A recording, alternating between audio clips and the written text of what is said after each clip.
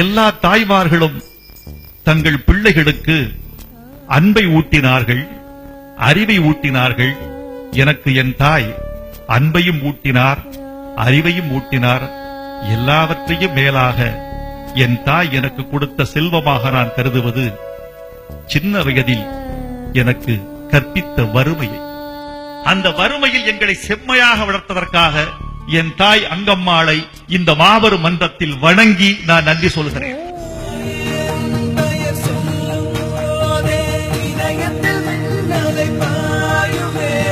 தாய்மை அப்படிங்கிறது அளவிட முடியாத ஒரு அன்பு, மெஷரபிளே பண்ண முடியாத ஒரு தூய அன்பு.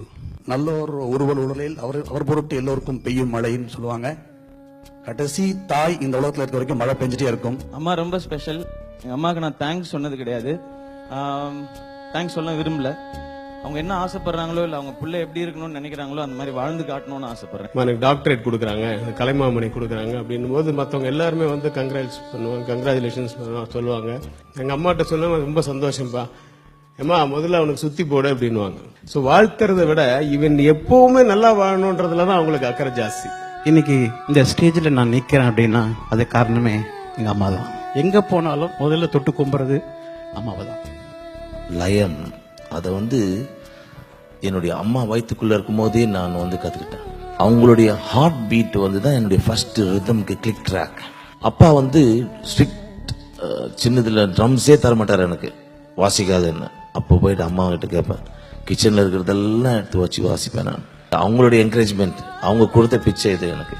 அவங்க நீங்க இல்லாம நாங்கெல்லாம் ஒன்றும் இல்லைம்மா. ஒரு காலகட்டத்தில் ஸ்காலர்ஷிப் கிடைச்சு நான் கனடாக்கு போனேன்.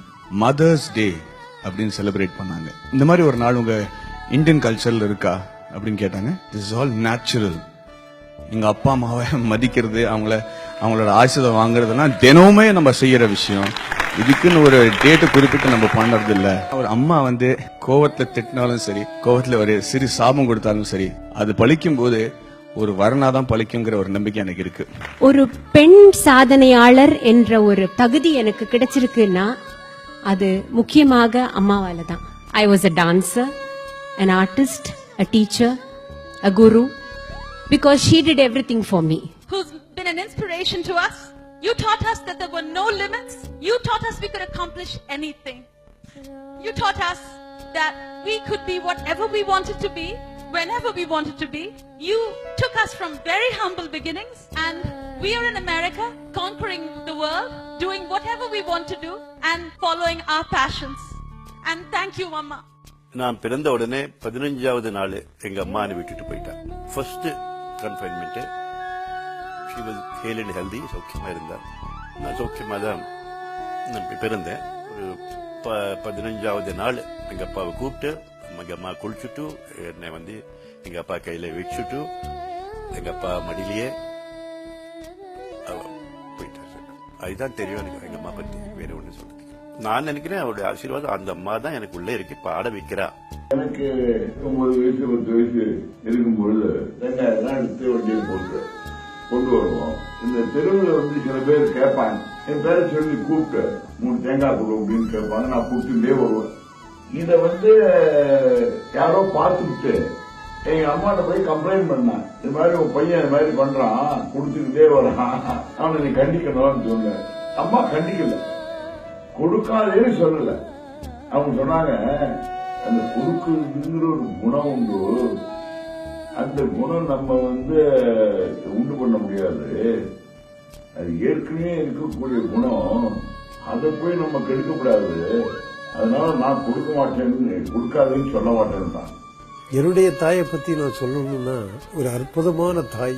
என்னுடைய நாடக அரங்கேற்றம்னு சொன்னா எங்க அம்மாவுக்கு ஒரு முதலிடம் கொடுத்து முதல்ல ஃப்ரண்ட் ரோல சேர் போட்டு அதுல உட்கார வச்சு அவங்கள பார்க்க வைப்பேன். ஒரு காலில் புது செருப்பு வேணும்னு கேட்டா கூட அது நான் டைரக்டா எங்க அப்பா கிட்ட கேட்க மாட்டேன், அதை எங்க அம்மாட்ட தான் கேட்பேன். எங்க அம்மாட்ட கேட்டு இரு நான் அப்பாட்ட சொல்லி அவருக்கு கோபம் இல்லாத நேரமா பார்த்து நான் சொல்லி வாங்கி கொடுக்குறேன் அப்படின்னு சொல்லுவாங்க. என்னுடைய தாயாருடைய ஆசைகள் தான் நான் இன்று வரை உயிரோடு இருக்கிறேன் என்பதை நான் தாயாருக்குத்தான் அதை உரித்தாக்குகிறேன். எங்க அம்மாவுக்கு சினிமானா ரொம்ப பிடிக்கும். அவங்க பிரெக்னண்டா இருந்தப்ப கூட சிவாஜி சாரோட படம் ஒன்று குங்குமம்னு ரிலீஸ் ஆயிருக்குன்னு ஒன்று அந்த பெயின் இருக்கக்கூடிய அந்த மாதிரி சுச்சுவேஷன்ல கூட அந்த படம் பார்க்கணும்னு போய் பார்த்து அதுல சிவாஜி சாரோடைய பேர் சங்கர் போல இருக்கு.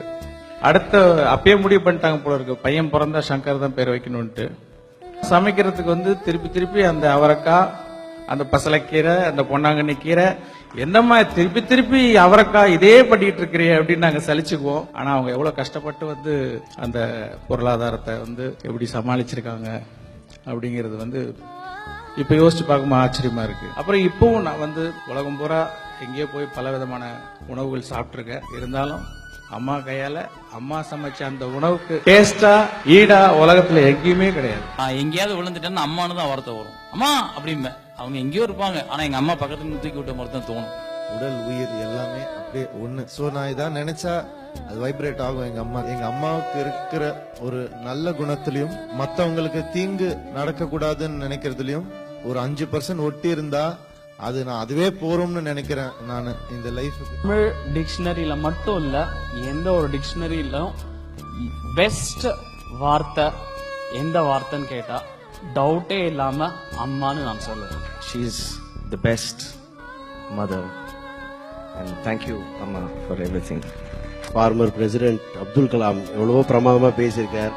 பட் அம்மாக்களை பத்தி அவர் ஒன்று ரொம்ப அழகா சொன்னார். நம்ம பிறந்த நாள் ரொம்ப முக்கியம்னார். ஏன்னா அவர் சொன்னார், அன்னைக்கு ஒரே நாள் தான் இந்த குழந்தை அழும் போது அம்மா சிரிச்சிட்டு இருக்காங்க. அதுக்கு அடுத்த நாள்லேருந்து இந்த குழந்தை அழுக அம்மாவுக்கு அழுக. That is the feeling. Mother's love is eternal. சிறு வயதிலிருந்தே நேர் வழியில் நட, நான் நயம் தவறாமல் நட என்று சொல்லிக் கொடுத்து எங்களுக்கு வேல்யூ சிஸ்டம்ஸை புகட்டியவர்கள் எனது அன்னையார்.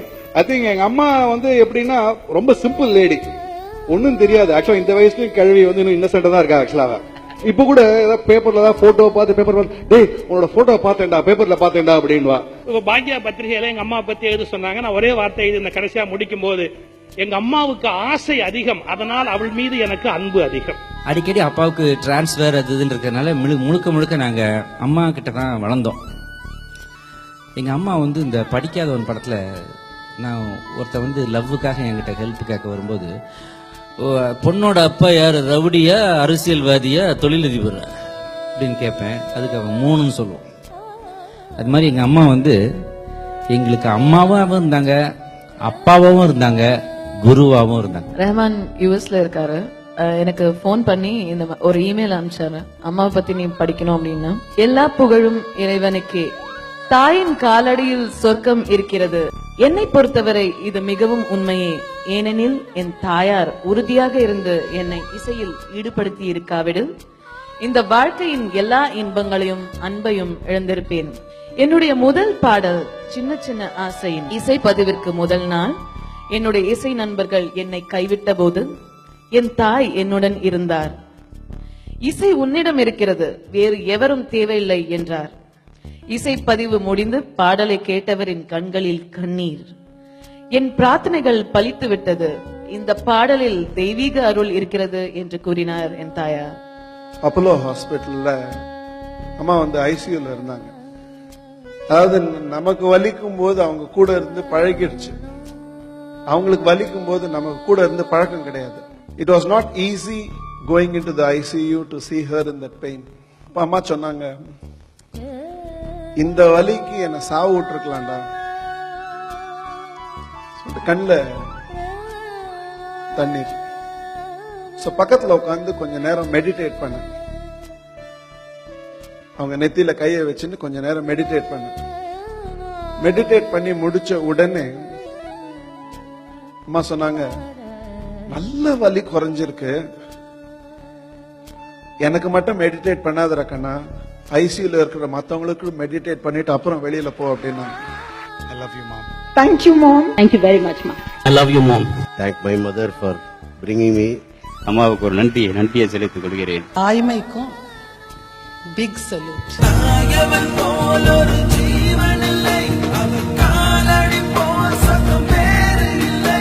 ஒரு ராணியை எப்படி தாங்க முடியுமோ அந்த மாதிரி நம்ம எல்லாருமே நம்ம அம்மாவை தாங்கிட்டோம்னா அதுதான் உண்மையான சல்யூட் டு மதர்ஸ்.